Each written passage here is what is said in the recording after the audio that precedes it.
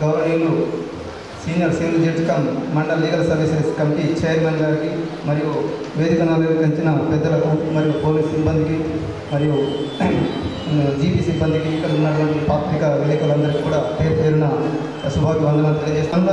రోజువారి పనులు ముగించుకున్న తర్వాత సాయంత్రం కూడా కొంచెం చదువుకోవాలని, మీరు కూడా అక్షర జ్ఞానం ఉంటే ఇంకా చట్టాలపైన వాటిని చదివే అవకాశం దొరుకుతుందని ఈ సందర్భంగా తెలియజేస్తా ఉన్నాం. అయితే మన ఆర్మూర్ కోర్టు అంటే ఆర్మూర్ సబ్ డివిజన్లో మనకు మండల్ లీగల్ సర్వీసెస్ కమిటీ అని ఏర్పాటు చేయడం జరిగింది. మరియు చాలామంది ఇంకా ఆర్థికంగా అభివృద్ధి చెందిన వాళ్ళకు ఉంటారు, వాళ్ళకు కూడా సమస్యలు ఉంటాయి, భూముల సమస్యలు కానీ ఇంకేదైనా సమస్యలు ఉన్నప్పటికీ కూడా మాకు న్యాయం ఫీజులు కట్టి న్యాయాన్ని లాయర్లు పెట్టుకోలేని పరిస్థితిలో ఉన్నామని బాధపడదు. మరి సమస్యలు ఉన్న వారికి legal services mandal legal services committee Armoor court complex ద్వారా మరియు ఉచిత న్యాయ సలహాలు, ఉచిత న్యాయ సేవలు కూడా అందించబడతాయని ఈ సందర్భంగా తెలియజేస్తున్నాను. మరి అట్టి సమస్యలు ఉన్నవారు వినియోగించుకోవాలి. అలాగే ఈ యొక్క మిర్దాపల్లిలో చట్టాలపైన అవగాహన సదస్సు ఏర్పాటులో భాగంగా ప్రజలు మనందరం ఉన్న డబ్బులను పొదుపు చేసి బ్యాంకులుగా నిర్మాణం చేసుకొని మనకు మళ్ళీ ఆర్థికంగా అభివృద్ధి చెందడానికి మరి బ్యాంకులను ఏర్పాటు చేసుకోవడం జరిగింది. అందులో భాగంగానే మరి చాలా బ్యాంకులు కూడా మనకు మరి అప్పులు ఇవ్వడం జరుగుతుంది.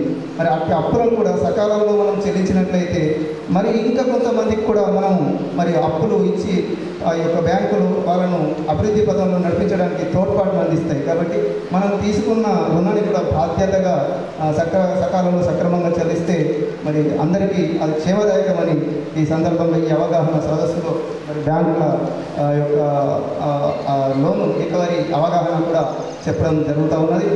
వడ్డీ రుణాలు కూడా చాలామంది పొందుతున్నారు. వాటిని సక్రమంగా నిర్వహిస్తూ మహిళా సంఘాల కూడా మంచి వాళ్ళ యొక్క కుటుంబ అభివృద్ధిలోకి ఈ యొక్క బ్యాంకులు అందించే రుణాల ద్వారా అభివృద్ధిలోకి వారి యొక్క తీసుకున్న అప్పులను కూడా సకాలంలో చెల్లిస్తూ వారి యొక్క అభివృద్ధి పథకంలోకి వెళ్ళడానికి మరి సుగమం అవుతుందని ఈ సందర్భంగా తెలియజేస్తూ ఈ అవకాశం ఇచ్చిన పాడి పంటలకు పెట్టినవి మరి ఇక్కడ అది హాజరైన ప్రజల్లో 100% మంది కూడా వ్యవసాయదారులుగానే నేను గుర్తిస్తున్నాను. మరి ఈ వ్యవసాయంపై ఏదైనా అవగాహన కావాలని మరి వ్యవసాయం కూడా 1920-21లో కరోనా టైంలో మనం ఎన్నో లోన్లు తీసుకొని ఇబ్బంది పడ్డాము, కట్టలేక ఇబ్బంది పడ్డాము. మరి దాని గురించి కూడా మన బ్యాంక్ ఆఫ్ బరోడా మేడం గారు కూడా వచ్చారు. మరి మనకు ఒక రైతు బాధ సొసైటీ చైర్మన్, తోడ్పల్లి సొసైటీ చైర్మన్, మరి ఇప్పుడు న్యాయవాది అయినటువంటి ఏలేటి గంగాధర్ గారు, రైతు బిడ్డ గారు మన రైతు సమస్యల గురించి మాట్లాడతారు. ఈరోజు లీగల్ సర్వీస్ కమిటీ అవేర్నెస్ క్యాంప్లో ముఖ్య అతిథిగా విచ్చేసినటువంటి మా గౌరవ ప్రధాని న్యాయమూర్తి అయినటువంటి సుల్తాన మేడం గారికి, ఈ వేదిక వహిస్తున్నటువంటి సెక్రటరీ గారికి, మరియు వేదిక పైనటువంటి ఏసీపీ గారికి, మరియు బ్యాంక్ అధికారి గారికి, మరి తోటి అడ్వకేట్స్, ముందున్న న్యాయవాదులు, ప్రజలందరికీ నా హృదయపూర్వక నమస్కారాలు. మీరు యాక్చువల్లీ లీగల్ ప్లాన్స్ చేద్దామనుకుంటే సార్ ఇంకో మాట చెప్పారు. అయితే జస్ట్ బ్యాంక్ లోన్ గురించి ఒక పర్సనల్ అనుభవాలు ఒక చిన్నగా మీతో షేర్ చేసుకుంటాను. ఒక crop loan Andhra bank union బ్యాంక్గా మారింది కమర్షియల్ బ్యాంక్లో. అది దాంట్లో 3 లక్షల రూపాయలు లోన్ తీసుకున్నాను. నేను ఎప్పుడు కూడా రెగ్యులర్గా రిమూవ్ చేయకపోయేవాడిని. దానివల్ల సంవత్సరం దాటకపోతే 25,000-30,000 వడ్డీ పడింది. అంటే గత 3 సంవత్సరాల నుంచి రెగ్యులర్గా పేమెంట్ ఇన్ టైంలో 1 ఇయర్ లోపల రిన్యూవల్ చేసుకోవడం వల్ల 21,000 కట్టితే 9,000 ఆప్షన్ వచ్చింది. అంటే 3 లక్షల రూపాయలు లోన్ తీసుకుంటే పావుల వడ్డీ లోన్ కింద 12,000 రూపాయలు తగ్గింది. అంటే మనం లోను ఇన్ టైంలో రిన్యూవల్ చేసుకుంటే పావుల వడ్డీ చాలా ఉపయోగపడ్డది. అంటే బ్యాంక్ అనేది కూడా మనం తీసుకోవడం కట్టడం అనే దాంట్లో మన క్రెడిట్ స్కోర్ పెరుగుతుంది. బ్యాంక్ వాళ్ళకు కూడా మనం రెస్పెక్ట్ ఇచ్చి తిరిగి లోన్ ఇచ్చే అవకాశం ఉంటుంది. అంటే 21,000 కట్టేదానికి 12,000 అనేది ఎంత తేడా ఉందో ఒకసారి ఆలోచన చేయండి. ఒక సంవత్సరం బట్టి 3 లక్షల మీద. ఇప్పుడు ప్రభుత్వం కూడా ఆ లిమిట్ పావుల వడ్డీ లిమిట్ రైతులకు 5 లక్షల వరకు పెంచింది. ఈ 3 ఎకరాలు ఉన్నా, 2 ఎకరాలు ఉన్నా, 5 ఎకరాలు ఉన్నా డైరెక్ట్గా బ్యాంక్ వెళ్ళి పావుల వడ్డీ కింద నీకు 5 లక్షల లోన్ తీసుకోవచ్చు. ఒక ఇంట్లో 20 ఎకరాలు 4 పేర్లు ఉంటే నీకు 20 లక్షలు తీసుకోవచ్చు లోను. దాన్ని రెగ్యులర్ పేమెంట్ చేసుకుంటా పోతే నీకు ఇంకా వ్యవసాయం సంబంధించినటువంటి వేరే అవసరాలకు కూడా మనకు తిరిగి బ్యాంకు వాళ్ళు ఇచ్చే అవకాశం ఉంటుంది. కాబట్టి మనం మార్పులు ఈ ప్రస్తుత రాజకీయ పరిస్థితుల లోపల రాజకీయ నాయకులు చేసిన కొన్ని వాగ్దానాల వల్ల బ్యాంకు రుణమాఫీ చేస్తాం, 2 లక్షల మాఫీ చేస్తాం, 3 లక్షల మాఫీ చేస్తాం, కానీ కొన్ని స్కీమ్ల వల్ల మనం రెగ్యులర్ పేమెంట్ అయ్యి కొద్ది ఇబ్బంది మన వాస్తవం కరోనా సిస్టమ్. కానీ ఎప్పుడైనా సరే మనం వడ్డీ అనేది కట్టుకుంటూ ఇన్వాల్వ్ చేసుకుంటూ పోతే మనకు బ్యాంకులనే వెళ్ళవేళలో సహాయకారిగా ఉంటాయి.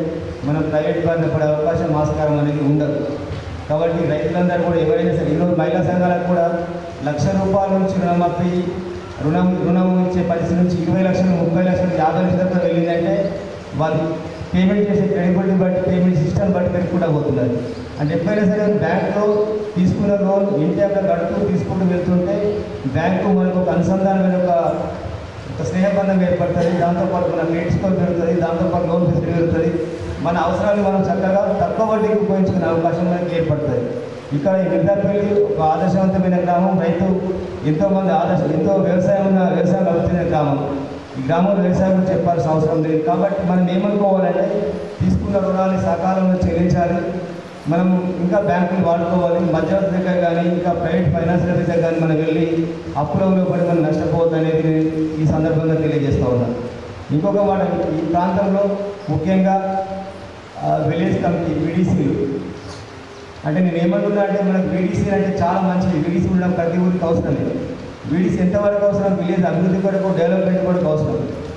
విలేజ్లో మంచి పని కోసం కూడి బడి సంక్షేమం ఈ విషయాల వరకు అవసరం. కానీ కొంతమంది మన తృప్తి నుంచి ఏమైందంటే ప్రైవేట్ పంచాయతీ చేయడం, పంచాయతీలు బలవంతంగా డిపాజిట్ పెట్టించుకోవడం, వీటి వల్ల అనవసరమైన కేసులు ఎదుర్కొంటున్నాం మనం. నేను రీసెంట్గా ఒక వేల్పూర్ గ్రామం కొత్తపల్లి విలేజ్లో ఒక చిన్న పంచాయతీ, ఇల్లు పంచాయతీ, 3 అన్నదమ్ములు కొట్లాడుకుంటే 3 అన్నదమ్ముల పంచాయతీలో అటుపక్క ఇటుపక్క ఇల్లు మధ్యలో డౌన్ ఉంటుంది. అటు ఇల్లు కట్టుకుని నీళ్ళు పోయే పరిస్థితి లేదు.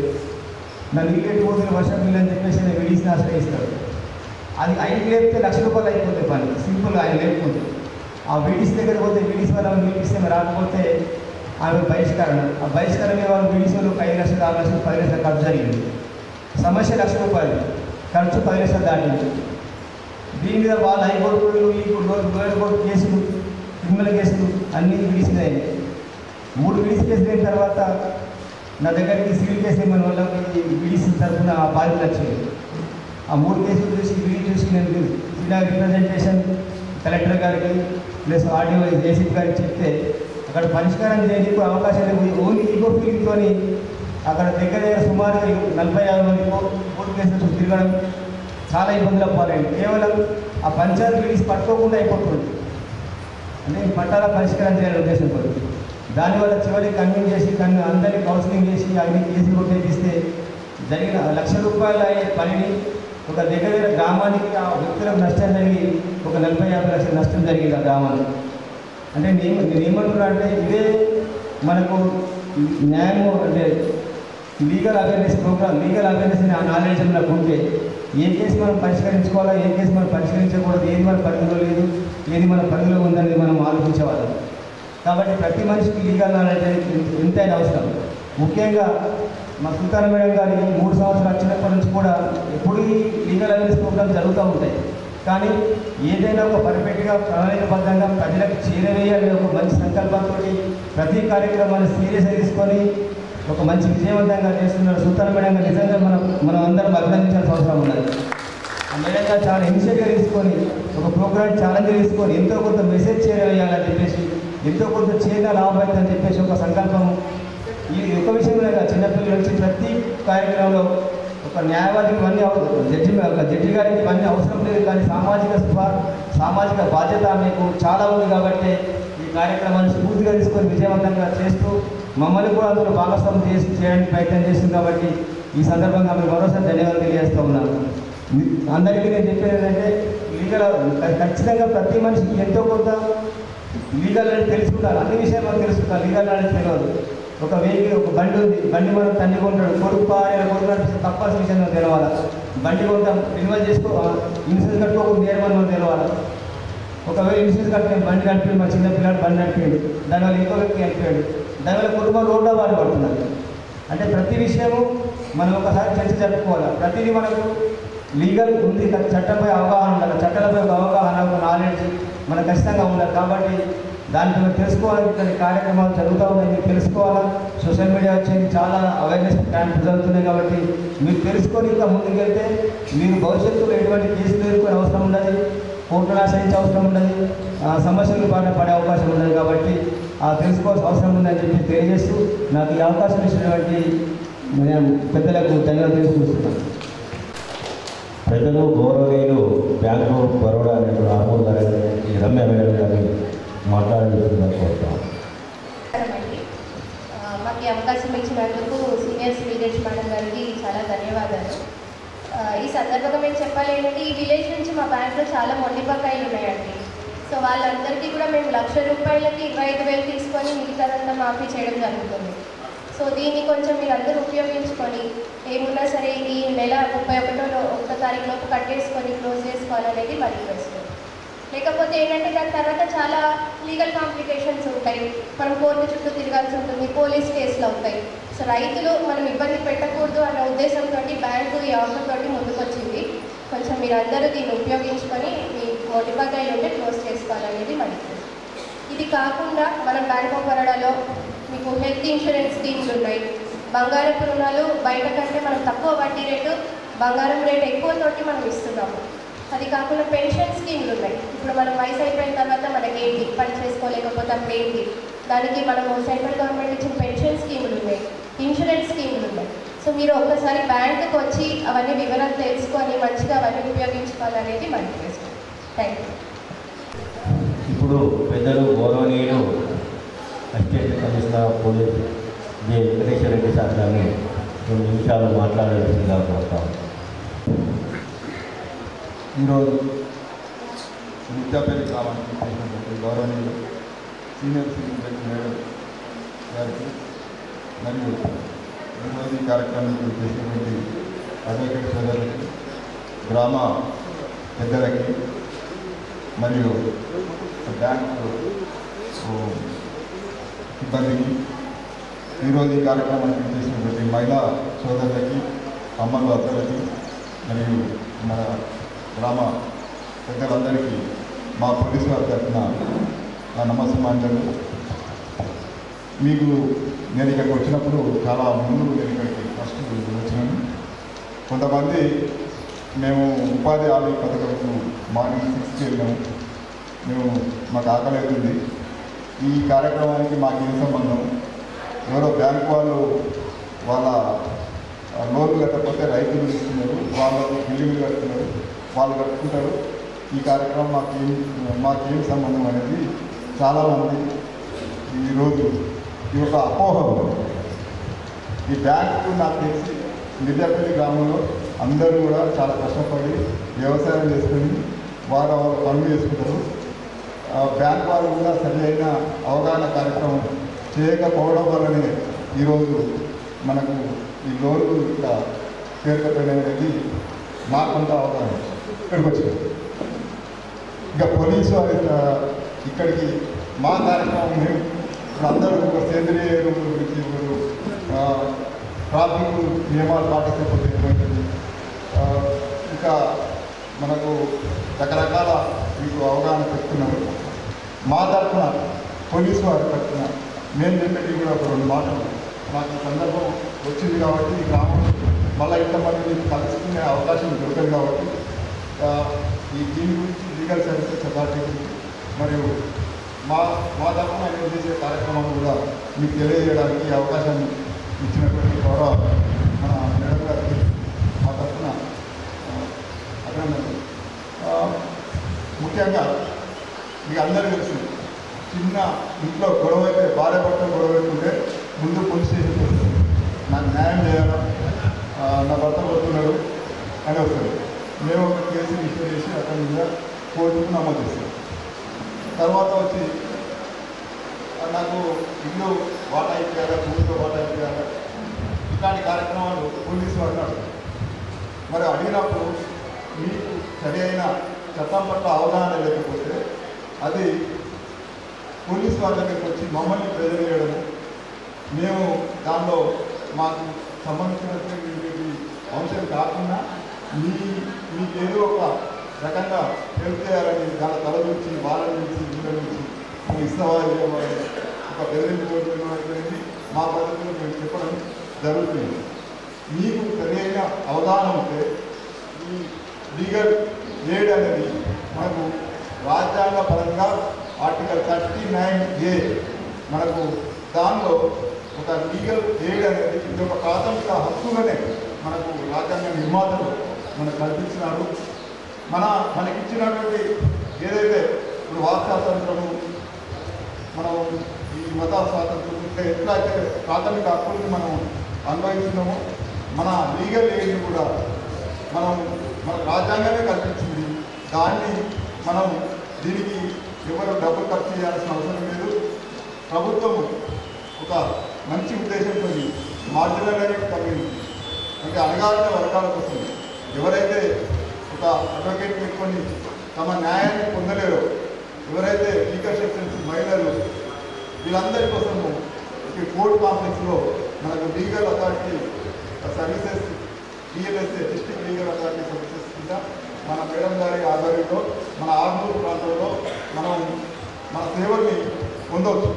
కానీ చాలా తక్కువ మందికి ఈ అవగాహన లేకపోవడం వల్ల ప్రతిదానికి పోలీసు వారిని అప్రోచ్ కావడం, మేము ఏదో చేయడం జరుగుతుంది. ఒక కొడుకు సరిగా తండ్రిని పట్టుకోకపోతే senior citizen care and protection act దాని కింద మనం డిఎల్ఎస్ఏ వారికి అప్రోచ్ అయ్యి మన న్యాయాన్ని పొందవచ్చు. ఒక తల్లి తన హక్కుల గురించి ఏవైతే కొడుకులకు ఆస్తి పంపకాలు కానీ మనకు సరైన ఒక అడ్వకేట్ని పెట్టుకోలేనప్పుడు కూడా మన లీగల్ అవేర్నెస్ ద్వారా మనం సరైన విధంగా కోర్టు ద్వారా మనం న్యాయాన్ని పొందవచ్చు. ఇకపోతే ఇందాక ఇప్పుడు చాలామంది ఈరోజు సైబర్ నేరాల పట్ల మోసపోతున్నారు. అమలు ఇది ఒక్క నిమిషం జాగ్రత్తగా వినండి. నేను ఒక 4-5 కేసులు అంటే ఈ మధ్యలో జరిగినాయి చెప్తాను. ఒక బ్యాంకుకి విత్డ్రా చేసుకోవడానికి బ్యాంకులో ఉన్న తన సొమ్ముని కష్టం చేసి దాచుకున్న సొమ్ముని విత్డ్రా చేసుకోవడానికి ఒక అమ్మ అక్కడికి పోయింది. పోయినాక ఒక గుర్తు తెలియని వ్యక్తి వచ్చి నేను ఈ లైన్ ఉంటుంది నేను నింపిస్తా అంటే బ్యాంక్ ఈమెనుకుంటుంది ఈ బ్యాంక్ అయినా కావచ్చు నింపిస్తాడని చెప్పి ఆ పథకాన్ని ఇస్తున్నాడు. పోయి డ్రా చేసుకుంటే వెళ్ళిపోయింది. ₹1,00,000 నిన్న కోయిల్పేటలో పసుపు అమ్ముకొని ₹20,900 ఆయన ఊరికి పోతున్నాడు. పోయే క్రమంలో ఆర్మూరులో ఒక నీరు కొనుక్కున్నాడు. నడుచుకుంటూ వెళ్తుంటే మధ్యలో ఒక వ్యక్తి వచ్చి ఏం తీసుకుపోతున్నాం, మేము ఇట్లా ఈ మద్యము చెక్ చేస్తున్నాం, ఇది డూప్లికేట్ మద్యమా ఏమో కొట్టవుతున్నాం అని మాటలలో పెట్టింది. మాటలలో పెట్టి తర్వాత నీ దగ్గర లోపల ఏమున్నాయా జేబులు ఏమో ఉన్నాయని చెప్పి ఆ 20,000 చూసి మేము ఈ మద్యాన్ని చెక్ చేసేది ఉంటుంది, మీకు ఇన్ఫర్మేషన్ ఇస్తాము అని మీ నెంబరు మీరు చెప్పండి 20,000 తీసుకుని వెళ్ళిపోయాడు. ఇట్లా రోజు మనం మోసాల పడిన ఇంకొక అమ్మ ఇంటికాడ కూర్చుంది, నువ్వు పెన్సిళ్ళు తయారు చేసి దాన్ని కట్టం కడితే నీకు నెలకు 10,000 వస్తాయి అని చెప్పి మన వాట్సాప్లో ఇన్స్టాగ్రామ్లో అందరు వాడుతున్నారు ఫోన్లు. దాంట్లో మెసేజ్ రాగానే ఆ మెసేజ్ చూసి మనం దానికి ఆ లింక్ ప్రత్యేకంగానే మనం ఏదైతే బ్యాంకులో దాచుకున్నామో కష్టార్జితం ఆ సొమ్ము వాళ్ళు కొట్టేస్తున్నారు. ఇవన్నీ అలర్ట్గా ఉండాలి. ప్రతి విషయంలో తెలుసుకోవాలి. మనం వాట్సాప్లో చూసినామో టీవీలో చూసినామో అవన్నీ నిజాలనుకోని ఇది ఇట్లే జరుగుతుంది అట్లాంటివి ఎక్కువగా తెలుసుకోండి, వాస్తవం తెలుసుకోండి. తర్వాత పెన్షన్ దగ్గరికి వెళ్తారు మీరు అమ్మలు, పెన్షన్ వస్తుంది, బ్యాంకు నుంచి పెన్షన్ వచ్చినాక అక్కడ కూడా మీ సొమ్మును కొట్టేసే మోసగాళ్ళు చాలామంది ఉన్నారు. చాలా రోజుకు మేము చాలా కేసులు చూస్తున్నాం.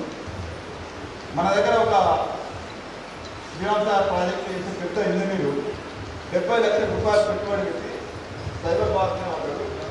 ఆయన మరి అంత చదువుకున్న వాళ్ళే ఈరోజు మోసాల బారిన పడుతున్నారు. మీరు ఈ మోసగాల బారిన పడకుండా మీ కష్టార్జితాన్ని చాలా జాగ్రత్తగా కాపాడు. నినాక మొన్న మనకు ఆలు టర్నింగ్ మీ ఊరు నుంచి ఇటు వస్తుంటే టీవీఎస్ ఎక్సెల్ మన వాళ్ళు సైకిల్ నడిపిన అనుభవంతో చాలామంది మరి ఈ మధ్యలో ఆర్మూర్ ప్రాంతంలో ఈ యొక్క 2 monthsలో 6 కేసులు వచ్చినాయి చనిపోయింది. టీవీఎస్ ఎక్సెల్ వాళ్ళు సరిగా నడపరు, వెనుక భార్యలో లేకపోతే ఎవరినో కూర్చుంటారు. సడన్గా ఆ రోడ్ క్రాస్ అయినప్పుడు మరి ఎదురుగా వచ్చే వాహనం కోసం మనం ఆపి టర్న్ చేయాలి. అది చేయకుండా సడన్గా తిప్పుతారు. లేకపోతే ఎదురుగా ఏదైనా వాహనం వచ్చినప్పుడు అతనికి తెలియదు అసలు సైకిల్ లాగానే అనుకుంటుంది. ఈ టీవీఎస్ ఎక్సెల్ మీద ఈ మధ్యలో అయినా యాక్సిడెంట్ 4 ఉన్నాయి. తర్వాత ఈరోజు పొద్దున దేగాం దగ్గర నడుచుకుంటూ పోతుంటే వెనకకి వచ్చి హైవే మీద నడుచుకుంటూ పోతుంది. అది మనకు కనబడదు చీకట్లో ఎర్లీ మార్నింగ్ 4 o'clock. మరి అతను వచ్చినోడు మనం జాగ్రత్తగా కిందికి వెళ్ళి పోవచ్చు, కానీ ఏమనుకుంటాడు నేను పక్కకే పోతుంది కదా అని ఏమవుతుంది. ఆ టైంలో అతను నడిపే వాహనానికి సరైన లైట్ ఉండొచ్చు, వెలుతురు ఉండొచ్చు, లేకపోతే మంచు కురుస్తుండవచ్చు. ఆ మంచు కురిసే టైంలో సరైన వెలుతురు లేక వచ్చి రోడ్డు మీద గుద్దిన సంఘటనలు 3 అయినాయి. ఈ నెలలో 2 అయినాయి, సంవత్సరంతో 1 అయింది. మనకు తిమ్మాపురం లేదు, మోటార్ సైకిల్ పాపం పిల్లలు అది స్పోర్ట్స్ బైక్ తీసుకొచ్చిండు, హెల్మెట్ లేదు, పోయిండు. ఎన్ఆర్ఐ వారం రోజుల కిందనే దుబాయ్ వచ్చిండు. ఊళ్ళే ఆ టర్నింగ్ మీద పోయి ర్యాష్ నడితే 2 చనిపోయినట్టు. ఇంకా కోపాలు మనం చెప్పుకుంటే మన పిల్లలు మనం జాగ్రత్తగా వాళ్ళకి ఇంటికి బయటకు వెళ్ళేటప్పుడు వాళ్ళకి హెల్మెట్ పెట్టుకోమని చెప్పాలా, మీ ప్రాణాలను కష్టాలు కాపాడుకోమని చెప్పాలా. పెద్ద మనుషులు ఉంటే వాళ్ళని వాహనాలు ఇవ్వకండి, చెప్పినా వినరు. ఈవెన్ మా ఫాదర్, మా తండ్రి రిటైర్డ్ టీచర్ ఉండే, ఆయన నువ్వు 70 years ఉన్నప్పుడు వెహికల్ నడవకు అని చెప్తే ఏమైతే నాకు చెప్పేది ఏమని చెప్పి తెలియదు. మన వయసు సహకరించినప్పుడు బీపీ ఉంటుంది, షుగర్ ఉంటుంది, లేకపోతే మన కాన్సన్ట్రేషన్ దెబ్బ ఉంటుంది. అట్లాంటి వయసులో మనం నడపకూడదు. అన్ని సమయాలు మన సమయాలు కాదు. దయచేసి పెద్ద మనుషులు ఇది గుర్తెరిగి మీరు ఏదైనా ఉంటే జాగ్రత్తగా నడుచుకుంటమైనా మంచిదే, లేకపోతే ఏదైనా బస్సు అదే తీసుకొని వెళ్ళండి, ప్రాణాలు కాపాడుకోండి, కుటుంబ సభ్యులకు మనోవేదనను తగ్గించండి. ఈ సైబర్ నేరాల పెట్టుబడి ఇంకొకటి, 1,00,000 రూపాయలు పెడితే మీకు 3 నెలల్లో 5 లక్షలు అవుతాయి, 4 లక్షలు అవుతాయి. ఇట్లాంటి ఏది నమ్మకండి. ఎవ్వరు కూడా అది మంత్రజాలం ఉంటుంది, యంత్రజాలం ఉంటుంది. పెట్టుబడి 1,00,000 రూపాయలు పెట్టుబడి అయితే 3 నెలల్లో 6 నెలల్లో డబ్బులు అయ్యేది ఎక్కడ జరగదు. అది మోసాలు. అట్లాంటి దయచేసి 1-2 సార్లు ఆలోచించండి. ఫోన్ను జాగ్రత్తగా వాడండి. మహిళలు మీ పిల్లలని జాగ్రత్తగా కాపాడుకోండి. ఎందుకంటే ఇప్పుడు 10th class ఎగ్జామ్స్ జరుగుతున్నాయి. నిన్న ఇంటర్మీడియట్ ఎగ్జామ్స్ అయినాక లాస్ట్ ఫైనల్ డే రోజు 3 కేసులు వచ్చింది. అబ్బాయి కలుస్తుంది, అమ్మాయి కలుస్తుంది, అక్కడికెళ్ళి దొరుకుతుంది. మరి మన 10th class ఇది మేము అంటే మీ తల్లిలు జాగ్రత్తగా మన పిల్లల్ని కాపాడుకోవాలి. ఫోన్లో అందరికీ కమ్యూనికేషన్ చేస్తుంది. మీరు అవి ఆలోచించుకోండి. మీ పిల్లల్ని జాగ్రత్తగా చూసుకోండి. ఏం మాట్లాడుతున్నారు, ఎవరితో మాట్లాడుతున్నారు, అమ్మాయిలు ఉంటే ఏ అబ్బాయితో మాట్లాడుతున్నారు. తర్వాత మనం వచ్చి పోలీస్ స్టేషన్కి వచ్చి మా అమ్మాయి కనబడట్లేదు వాళ్ళని వెతికి పెట్టండి. ఇట్లాంటివి కాకుండా ఫస్టే మనం అలర్ట్ ఉండి వాళ్ళు ఆ యుద్ధ వయసుకు వచ్చినాక ఆ వయసులో మనం ఏం చేస్తున్నారో వాళ్ళకి ఆలోచన ఉండదు. ముఖ్యంగా 9వ తరగతి 10వ తరగతి ఇంటర్మీడియట్ లెవెల్ వాళ్ళకు ఆ వయసులో ఉన్నటువంటి అనుభవం లేకుండా, వాళ్ళ ఆలోచన విధానం లేకుండా ఆ వయసు ప్రభావంలో ఏదో ఒకటి పొరపాటు చేసి మనకు మన తల్లిదండ్రులకు మనోవేదన చేస్తున్నారు, గురి చేస్తున్నారు. ఈ ఫోన్లు రావడం వల్ల ఈజీగా కమ్యూనికేషన్ ఇంట్లో కూర్చుంటే ఆమె దుప్పటి తప్పని మాట్లాడుతుంది రాత్రి 1 గంటకు 12 గంటకు. మరి మనం చూడాలి మన పిల్లలు ఏం చేస్తున్నారు, చదువుతుందా. ఈ ఫోన్ని మంచిగా వాడుకుంటే మంచిగా ఉంటుంది. అవసరం ఉన్నా లేకుండా మనమే ఇస్తున్నాం ఫోన్ ఆడుకోమండి. అట్లాంటి చేయకండి దయచేసి. తర్వాత బాధపడకండి. ఇంకా ఈ సమయం భావం వల్ల నేను చాలా ఎక్స్పెక్ట్ మళ్ళీ వచ్చినప్పుడు చెప్పడం మేడం గారికి చాలా అంటే మనకు మీ అందరూ కూడా ఇంతకుముందు ఫస్ట్ అన్నట్టు ఆ కలితో ఉన్నామని చెప్పి ఉన్నారు కాబట్టి దయచేసి మాకు ఈ అవకాశం ఇచ్చి ఇంత ఓపికగా ఉన్నటువంటి మిగతాపల్లి గ్రామ ప్రజలందరికీ పోలీసు వారు తరఫున మరొకసారి ధన్యవాదాలు చెప్తూ ఈ అవకాశం ఇచ్చినటువంటి గౌరవ న్యాయమూర్తి గారికి ధన్యవాదాలు, నమస్కారం. Thank you. దేశం బాగుపడుతుంది. మరి ఇక్కడ పరిస్థితి కూడా అదే ఉంది. ఇక్కడ మగవాళ్ళ కంటే మన ఆడమాతలే చాలామంది ఉన్నారు, నిజంగా గర్వకారణమై. మరి ఈరోజు మన మెంతపల్లి గ్రామానికి విచ్చేసినటువంటి పెద్దలు గౌరవనీయులు పూజలు సీనియర్ సివిల్ జడ్జి అయినటువంటి మరియు అలాగే మండల లీగల్ అథారిటీ చైర్మన్ అయినటువంటి పెద్దలు గౌరవనీయులు నర్సింగ్ సుల్తానా మేడం గారు మాట్లాడాల్సిందిగా కోరుతాము. వేదిక పైన కూర్చున్న ఏసీపీ గారు, స్పెషల్ ఆఫీసర్ గారు, bank manager, all the respected advocates, ఈ గ్రామస్తులందరికీ నమస్కారం. జనరల్గా ఏదైనా ఒక మీటింగ్ అనుకుంటే మాకు పెన్షన్ ఇస్తారా, మా రైతు పాస్బుక్లు వస్తలేవు మరి అది ఇప్పిస్తారా, ఇంకా ఎన్నో అట్లాంటివి మనం ఆశలు పెట్టుకొని గ్రామస్తులు వస్తారు. ఈ చట్టాల గురించి మేము ఏం తెలుసుకునేది ఉన్నది?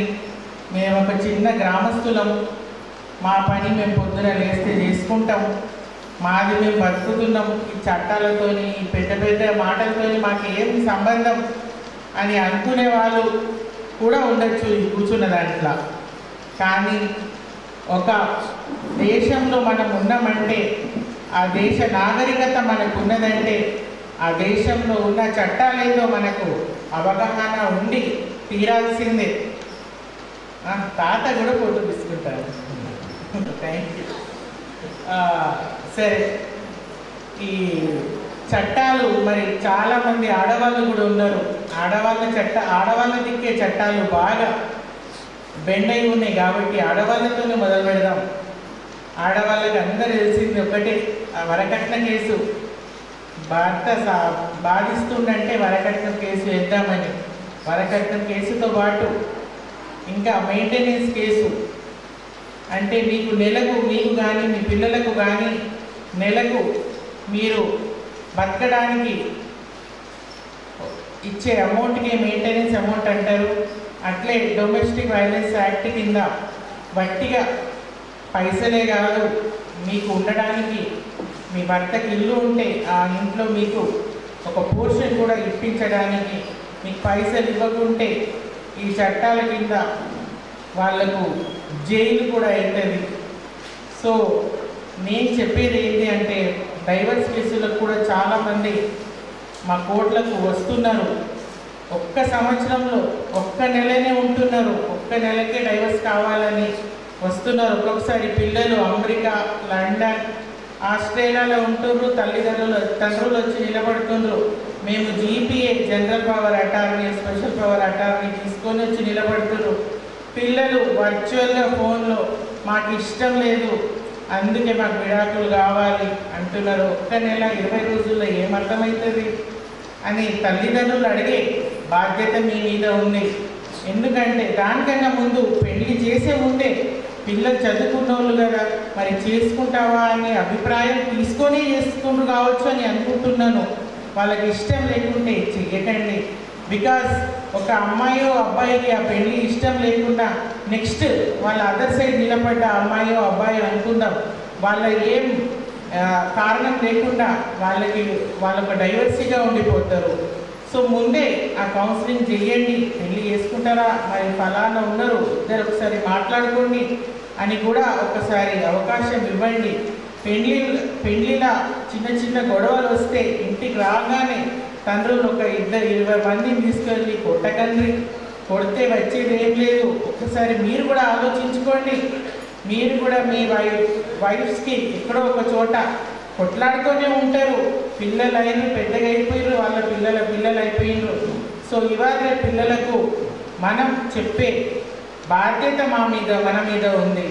20 రోజులకే, 1 నెలకే, 2-3 నెలలకే, 1 సంవత్సరానికి మనం డైవర్స్లు తీసుకుంటే మళ్ళీ ఇంకో పెళ్లి చేసుకోవాల్సిందే కదా. ఆ పెళ్లిలో మళ్ళీ ఎట్లా ఉంటారో అది కూడా ఆలోచించుకోవాల్సిన బాధ్యత పిల్లల మీద కూడా ఉంది, అట్లే తల్లిదండ్రుల మీద కూడా ఉంది.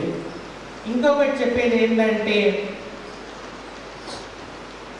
అట్లే మెయింటెనెన్స్ కేసు భార్యనే భర్త మీద కాదు, ఇక్కడ చాలామంది పెద్ద ఏజ్ వాళ్ళు ఉన్నారు.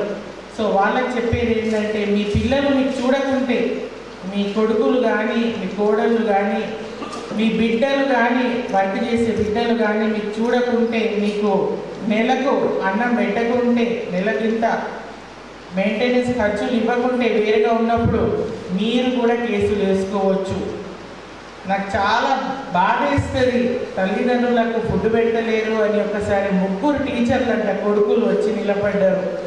ఒక్కడే తండ్రి, ఏమయ్యా టీచర్లు కదా, ఏం చదువు చెప్తున్నారు మీరు, మీ తండ్రికి ఇంత ఫుడ్ పెట్టలేరా అని అడగాల్సి వచ్చింది. కింద ముఖం వేసుకున్నారు, బాధపడినరు. కానీ ఇవాళ రేపు పోటీ ఏమైపోయిందంటే, 2 కొడుకులు 3 కొడుకులు, నేనెందుకు చూడాలి, ఆడు చూడాలి కదా, ఆయన చూస్తలేడు, మనం ఎందుకు, మన మీదని ఎందుకు అని కోడళ్ళకి వస్తుంది కోపం. అట్లా చెయ్యకండి. ఇవాళ మీరు కోడలు ఉంటే రేపు మీరు అత్తలుగా మారుతారు.